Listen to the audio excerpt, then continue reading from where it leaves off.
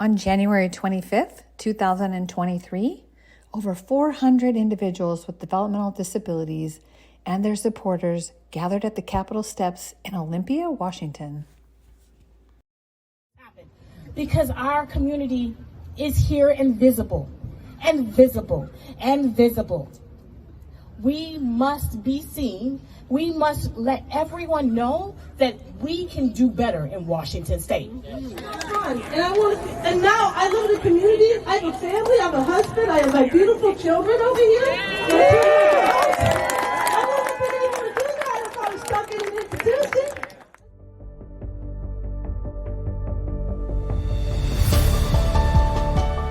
We are watching for several legislative efforts to pass this legislative session, including House Bill 1407, which removes the 10-year-old re-eligibility barrier, House Bill 1188, which caseload forecasts for children with developmental disabilities in the child welfare system, full funding for special education, including removal of the special education cap, a proviso that lets working families buy into Medicaid to ensure insurance covers their child's complex medical needs, and better rates for community professionals.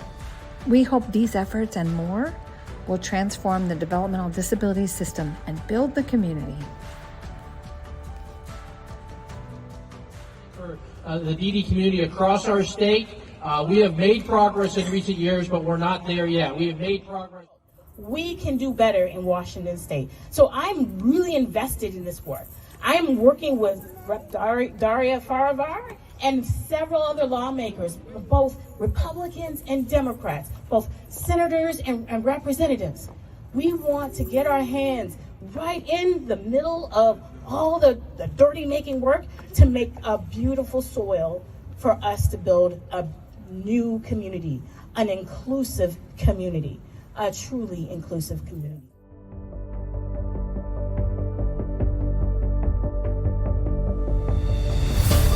And how important it is that we continue to raise awareness for our community and our community members, every single one of them, and that we highlight the possibilities and abilities of everyone. So, Lack of housing is the number one issue preventing people with developmental disabilities from living in the community.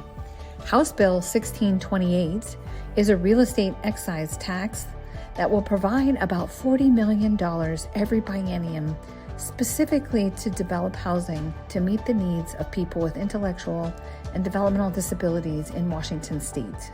We're keeping a close eye on that bill. We need people to get out into the community and see the Mariner games and the Seahawk games and to live in the community so that they can learn to be on their own and support themselves. Today, about 460 people with developmental disabilities still live in our state institutions with little opportunity to move to the community. We have seen for years folks struggling in these institutions.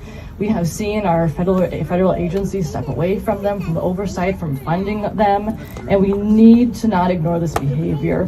We can't continue to rely on a system that's designed as a last resort. We want to make sure that we're here standing with all of the folks who are involved in these RHCs. That person, regardless of whether they have disabilities or they don't, deserves the same recognition, respect, and autonomy. Join us and support us, and we will fight for the equity, inclusion, and the respect and the dignity that we all deserve. Thank you for your advocacy work. This is precious work. What you're doing right here today is precious, precious work. And I want to say thank you because it's so meaningful and so impactful. That we can do better in Washington State. We can do better in Washington State.